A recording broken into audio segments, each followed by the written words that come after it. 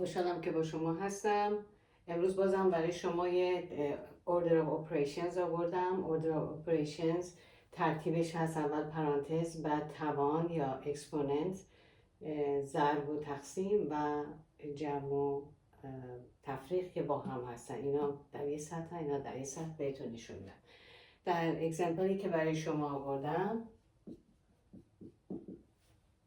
اگه درست ببینید 28 منهای 3 ضرب در پرانتز 2 به اضافه 5 به اضافه 18 تقسیم بر 3 یا 18 روی 3. بدونید که خط کسری منظور تقسیم هست. خب از کجا شروع کنیم؟ از بالا پرانتز داریم، پرانتز اول حل میکنیم، بقیه رو مینویسیم. 28 منهای 3 ضرب در پرانتز 2 به اضافه 5 میشه 7. بقیهش رو مینویسیم. 18 تقسیم بر 3 رو میتونیم بنویسیم 18 تقسیم بر 3. خب حالا کاری که میکنیم اینه که اینجا ضرب داریم، اینجا تقسیم داریم، جمع تفریق.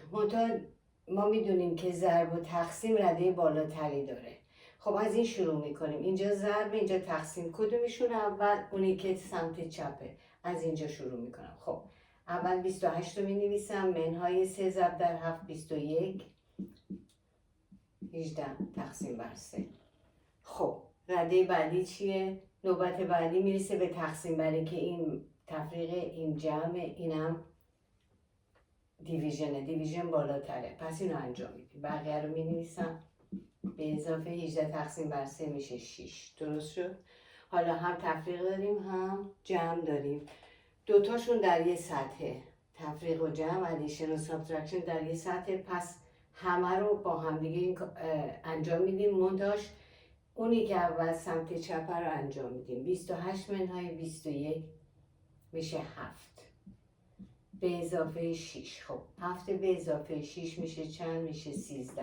13 جواب آخر ماست و مسئله رو حل کردیم. تا بعد، روزتون خوش.